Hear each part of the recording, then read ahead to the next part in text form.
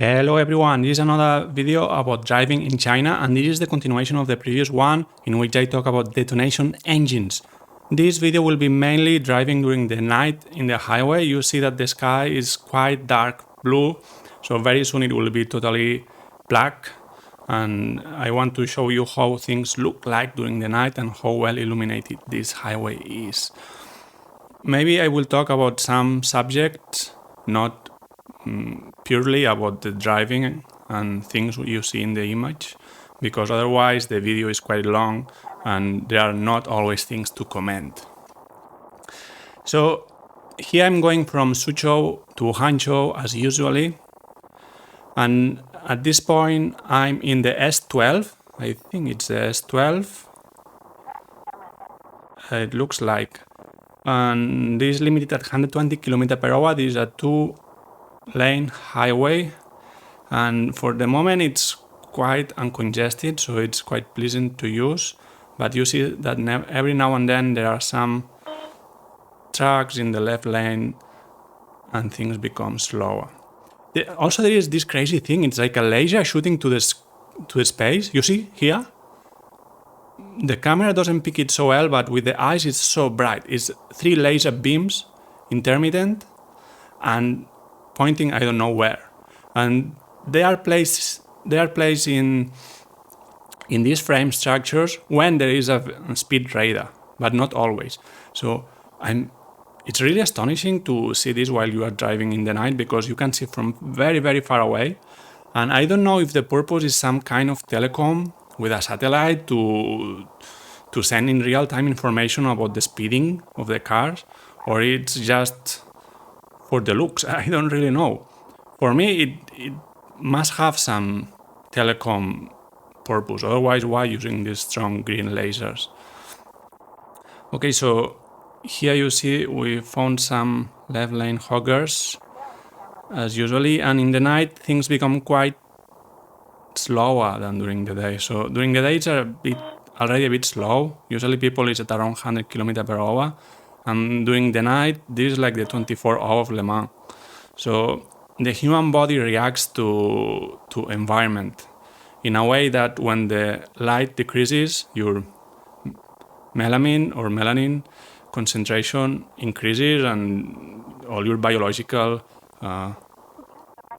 stuff changes its pace. And even if you don't want to be slower, you unconscious, I don't know how to pronounce this word, in a non-conscious manner, you will drive slower. So here we are taking the derivation from S12 to S13. So this will be a 3-lane highway. And basically, after a few minutes of joining S13, you will see that the sky becomes totally dark. Probably because we also drift a bit towards the south. So now during the S12 driving, we were pointing south, and now we will drift towards the west. So I guess no, this makes no sense, because the sunset is in the west. So, well, we'll see. You see here I'm using the high beams. This is the only moment during the trip where I will use high beams. I remove them because there is this car now. But there is some people just using high beams all the time in the highway. And this is, for me, it's terribly annoying when I have one of those in the back. Usually, in all the pack comes together is left lane hogger plus high beams plus slow down when you use the horn to tell them to move away. So here we entered the S13 3-lane. We press on the throttle trying to reach 120 km/h. But you see that it's already complicated with these small vans blocking me. And very soon you will see a crazy thing. It's a truck transporting a tree. I've never seen such a thing in a highway. The tree is quite longer than the truck itself, and the tree is covered with a kind of fabric, like a parachute. So the parachute really inflates because of the air, making the drag coefficient of the truck probably like 3 or 5, I don't know. And the tree is so long that it protrudes from the back of the truck like, I don't know, the same size of the truck. You will see in a while, and because there is no light whatsoever attached to this tree, it's so dangerous because you may have the feeling that it's quite bright now, but actually it's the dashcam overexposing to compensate for the darkness. With your eyes, you don't see this bright sky at this time, at this moment. And you see again this laser beaming to the sky attached to the speeding camera. It looks like a nightclub or something, but I assure you it's not.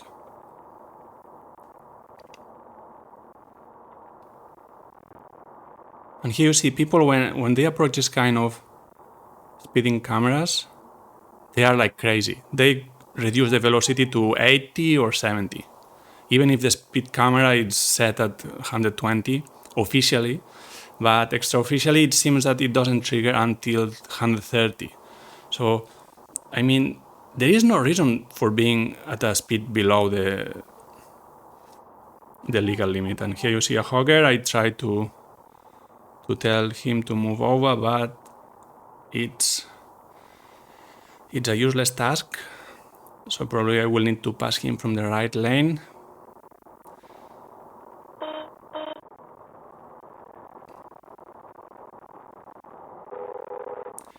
You see 3 lanes totally clean, and he needs to be in the left lane at a very low speed. No comments. And here, check in the right, you will see the parachute tree. That's crazy. Look at that. That's totally crazy. Never seen such thing. So I guess it's transporting this tree to plant it in some park or something. And okay, this will continue for some kilometers until we get the exit to join the G2504. So I will take some time to comment about some news in China.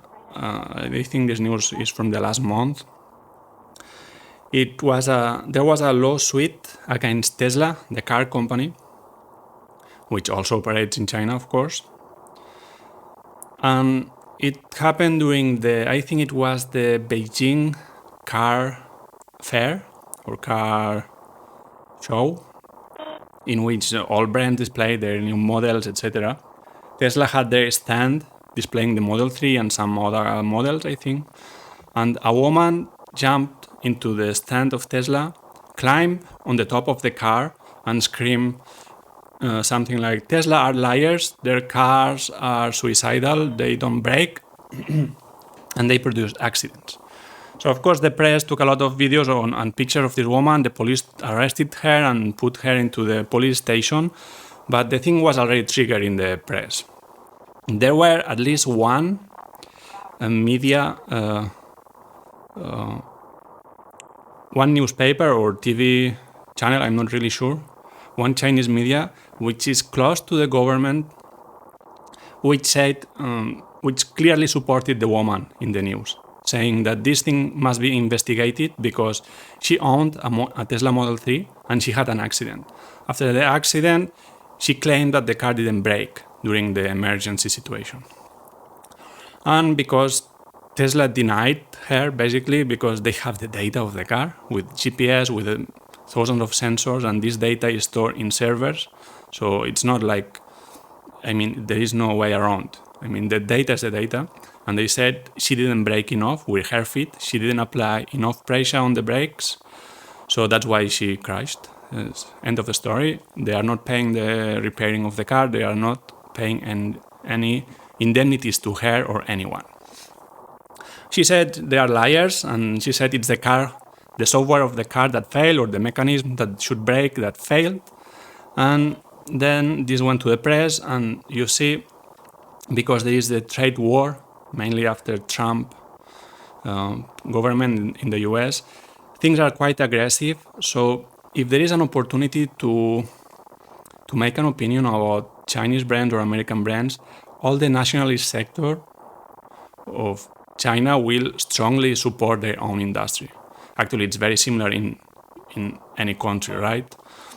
I'm from Spain, and this is very strong thing. Like mainly it's with Italian products. People is crazy about the Spanish oil, and they are very upset that in all around the world people knows the Italian olive oil and they don't buy the Spanish one when actually they are like the same product. Well, the thing with the electric vehicle industry in China is China has a very big companies, mainly BYD, which I think at this moment is the company that sells the highest number of cars in the world. So it's in front of all the American brands like General Motors, Ford, European, and even Tesla.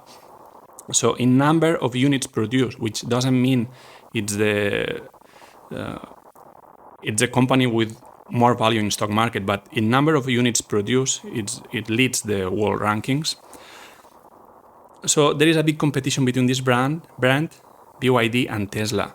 And this incident, of course, it's very profitable for people who want to take advantage of this in the trade war, to convince national citizens that they should buy BYD or the other electric vehicle brands from the country, not the foreign Teslas.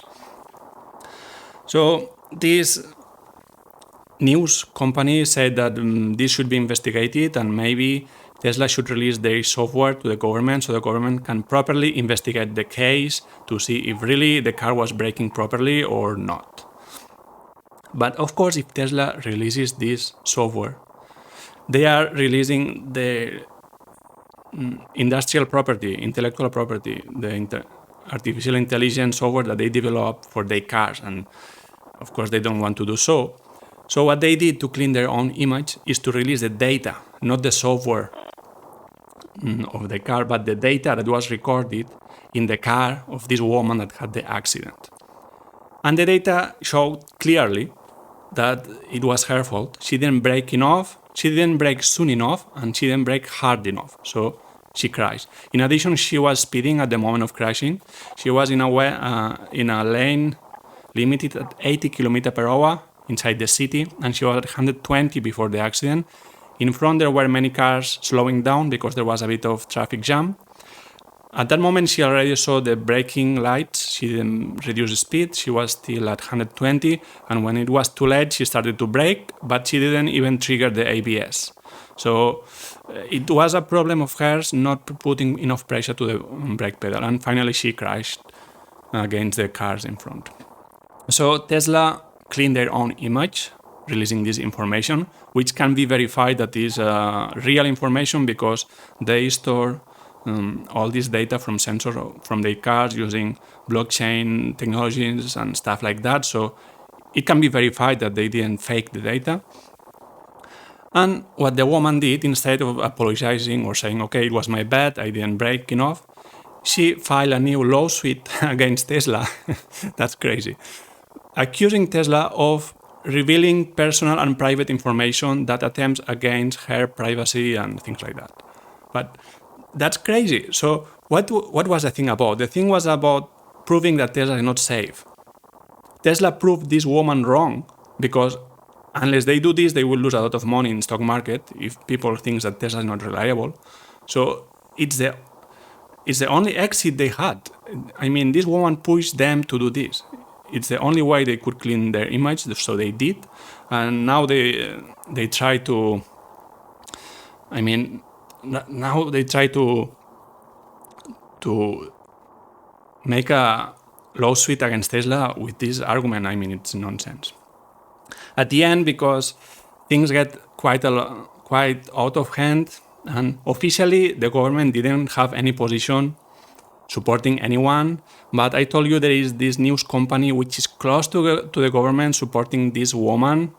But at the end, when things got out of hand and Tesla proved without any doubt that it was the woman's fault, at the end the police took this woman and put her in prison, I think for 15 days because of the damage that she caused to the Tesla company, etc. But I mean, if it happened that Tesla was forced, imagine that the government forced Tesla to release the software to investigate this case. This could have established a precedent very dangerous for the industry, because then it means that no car company can operate safely in China. So I think the outcome was quite good. This woman was a liar. She just wanted attention or get money from an American company. And at the end, even if at the beginning some news companies supported this woman, at the end the truth prevailed, because, I mean, Tesla had the data, they could prove the truth.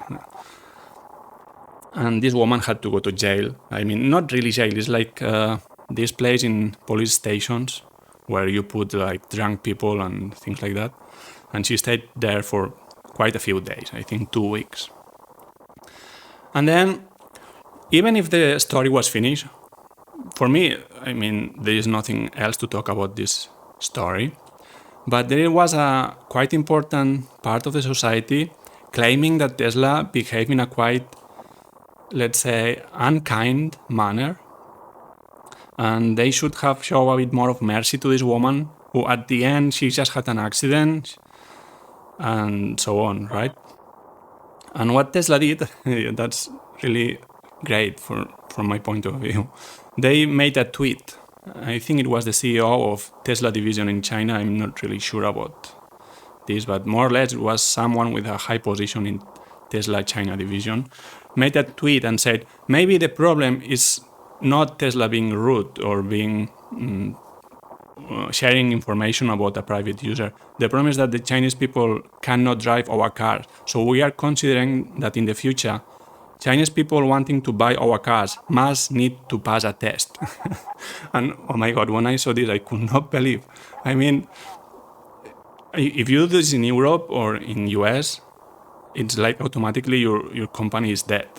It's a too harsh comment, right? But to be sincere, she's totally right. I mean, people doesn't brake here. And I've seen this situation many times because they have a different mindset in the road and behind the driving wheel. So probably they need some kind of re-education to drive not only Tesla, but cars in general. And I'm generalizing here, but probably this applies to 80 or 90% of the people. Because I've been in several situations in which an accident was very close to happen or actually happened, and people didn't brake. And I saw this the first time when I was crossing a zebra and my light was green, and there were two girls in an electric bike. And that was crazy. So they didn't respect their own red light, and they were going to crash into me. So at that moment, what do? Well, a normal person will brake. You will brake as hard as you can to avoid the accident. Instead, they didn't even put the hands on the brake handles. They just scream like that. Ay, ay, ay, ay, ay, ay. It sounds very ridiculous, but it's what happened. So they just scream like, ay, ay, ay, ay. And then I just jumped to save my life, and they continued. It's like brakes doesn't exist for them. Like in an emergency situation, it's, I don't know, just scream and let's hope that the other one will jump away. And I've seen this in the road like many times. Like there's some really dangerous situation, and it's like people don't want to brake hard. They don't want to trigger the ABS. And actually there was an accident. This was in the tunnel below the Suzhou lake, and I have the footage of it, but I'm not sure I will release it because there is an accident involved. So probably there is some legal aspect about it that I don't feel comfortable releasing these images. So basically, people were around 70 km/h. I changed lane from the left one to the center one, and at that moment the people in front of me, for some reason, was braking very hard. So because the security distances or distance between me and the vehicle in front was quite short, I had to really brake hard to avoid crashing into him. So I even triggered the ABS, so I was braking at the limit. And at the end I stopped at a distance of very short, maybe 2 or 3 meters before the car in front of me. The car behind me didn't hit me, but the car behind us hit the car behind me. So I'm 100% sure they had the time to brake if they applied enough pressure into the brake. But it's like they don't feel like, because they drive in a very relaxed manner, and I don't know. It's like that. They prefer to crash rather than to use the brake at its full potential. Okay, so this was the lawsuit against Tesla that ended with nothing, luckily. Otherwise, this will set a precedent that will make very difficult for foreign companies to come here, which I think is not good for anyone. I think the good thing is to keep the market more or less free. So there is some competition and brands need to make an effort to improve their technologies. So that's very good, and thumb down for nationalists who just think about their own country and don't think about like free competition or the improvement of everyone's needs. Okay, so we just changed from the S13 to the from the S12 to the S13. So this is again a 2-lane highway, and you see that here it's really dark now. So all the light you see comes from the lights in the car.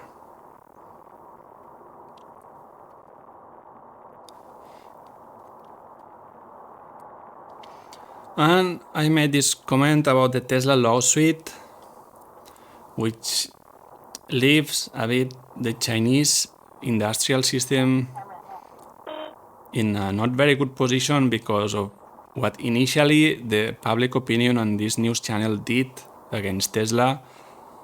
So this is the bad point, and now I will give another news, kind of for compensating. I want to keep this more or less neutral. And this is about BYD hydrogen pile development.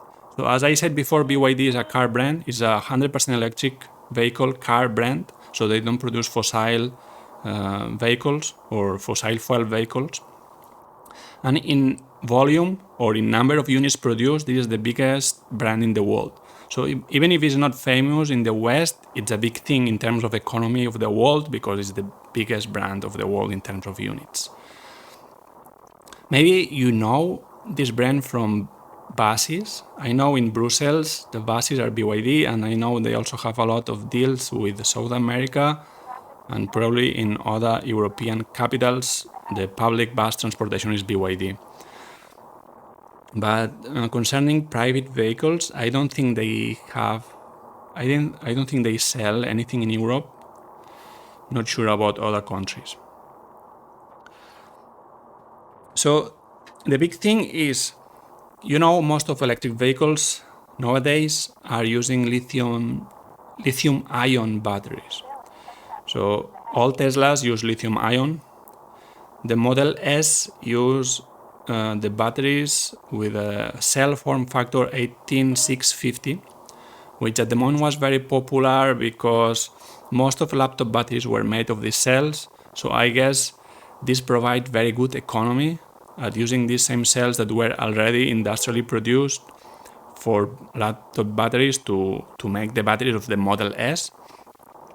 And then the Model 3, which succeeds in time the Model S, uses a different form factor of the cells, and I think it uses the 24650. I'm not really sure, but it's a Garcia battery, so it has more diameter. I'm not sure about the length.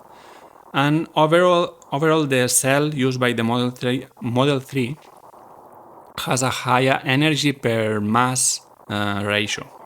So it stores more energy per kilogram of battery, let's say. And you have other brands like Toyota, the famous Toyota Prius that already 20 years ago launched their hybrid vehicle.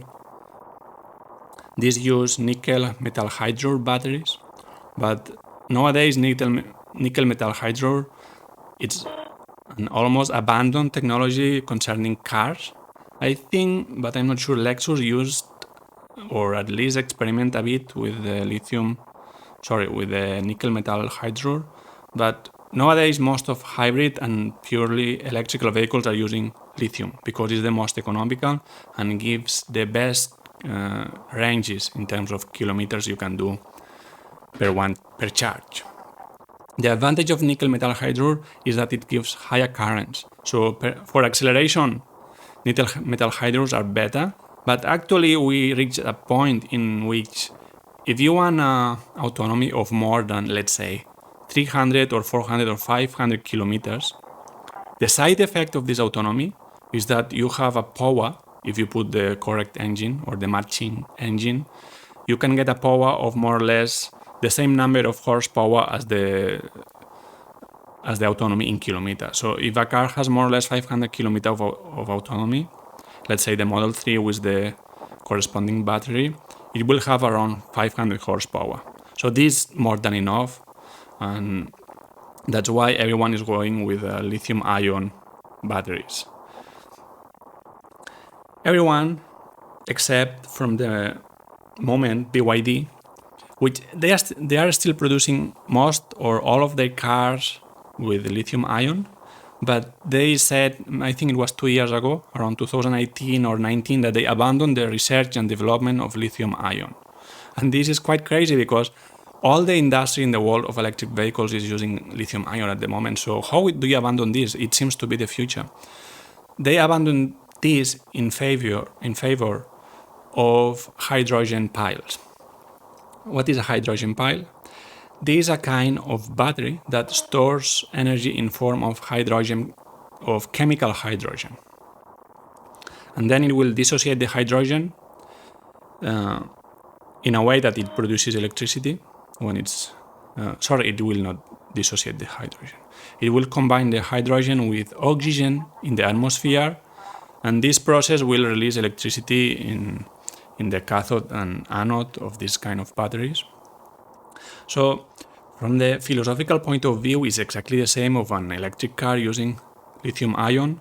You have a kind of battery that has a chemistry inside and produces energy. I mean, it doesn't produce, it stores energy, and then you can use this energy in form of electricity. But the main innovation of this pile, it's a pile, it's not a battery actually, is that you can charge it not by plugging to the electrical grid, but by introducing hydrogen liquid into the cell. And how these vehicles work is they have a tank of hydrogen. You can fill this tank in a pump, the same as you fill gasoline, and then this pump feeds the cell that produces electricity. The advantage of this is that you don't need the long charging times. Like, I think a Tesla can charge up to 80% of the battery in 45 minutes with the ultra fast superchargers, but it's still 45 minutes, so you need to plan your trips and make stops according to this, and you need to find the superchargers. But if you develop a network of pumps of hydrogen along highways, let's say in the East Coast in China, then hydrogen vehicles will just forget about planning their trips. They can just act as if they were fossil vehicles. Even if they don't have great autonomies, let's say they don't have 700 kilometers, maybe they have 500, but that's not a problem anymore because they can stop in a pump, fill the tank in less than 5 minutes and go.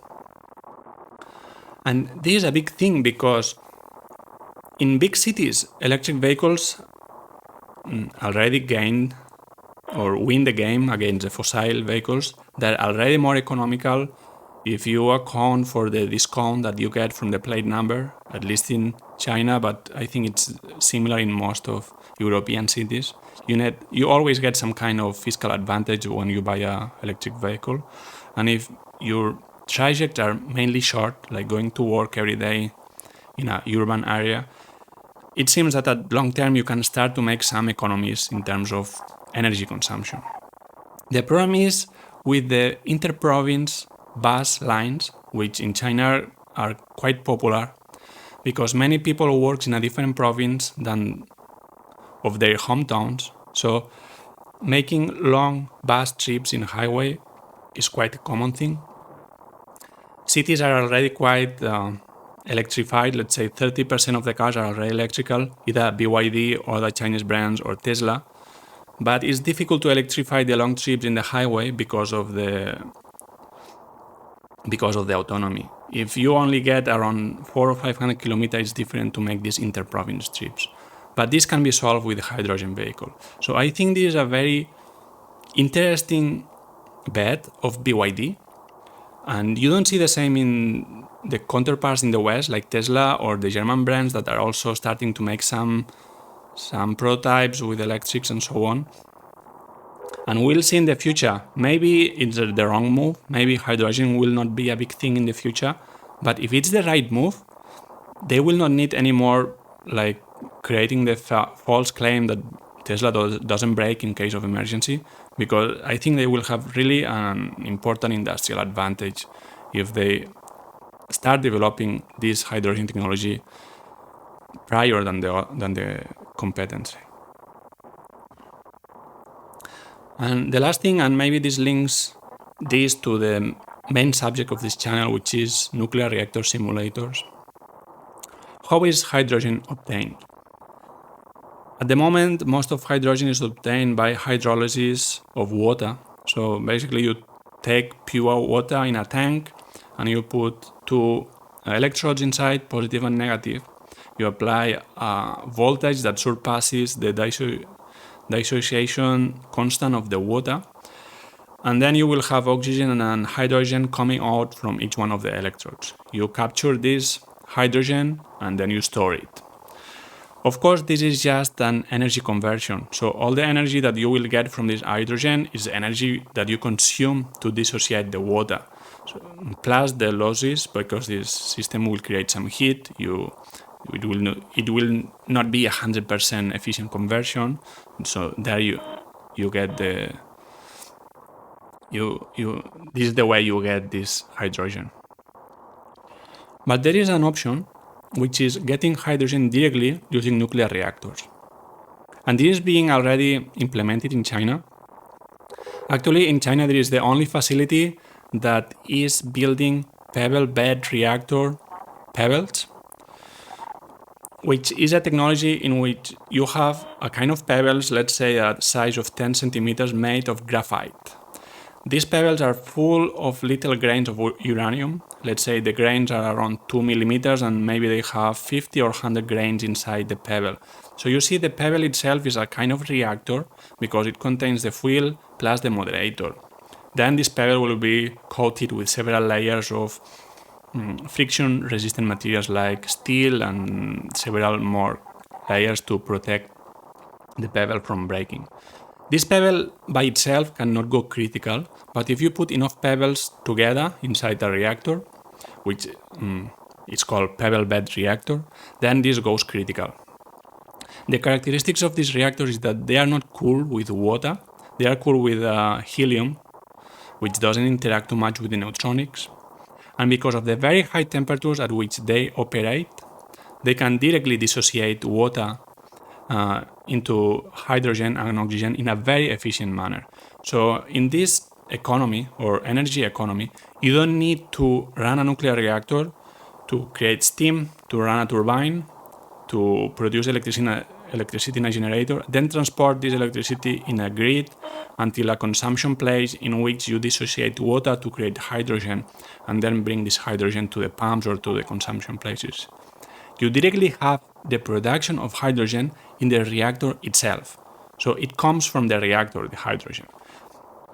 And this, if China already has some of these reactors, but if this continues and it's exploded in a big scale, imagine you have 6 or 7 pebble bed reactors that are devoted to produce hydrogen, and these are along the east coast of China, and then this is placed close to the highway so they can directly profit from having this hydrogen readily available to be pumped into the trucks or buses or even utilitarian cars.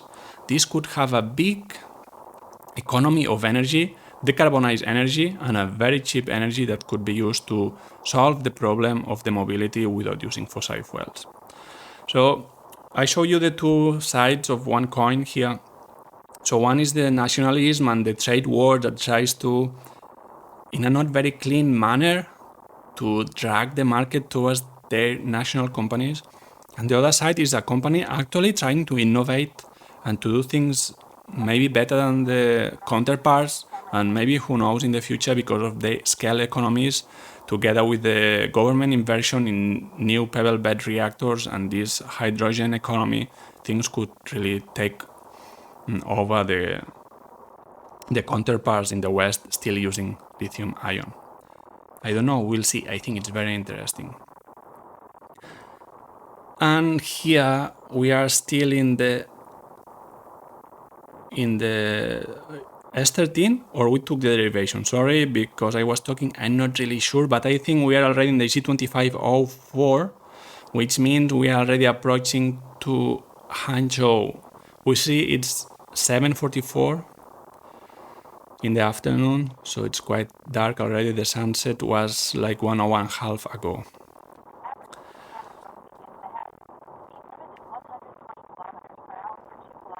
Yes, I confirm we are in the G2504. I saw it in the panel in the top. And I think I will leave it here, otherwise the video will get a bit too long.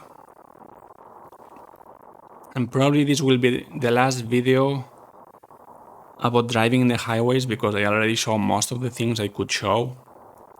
Maybe I will upload some video about driving inside the city, which is a bit different than the highways.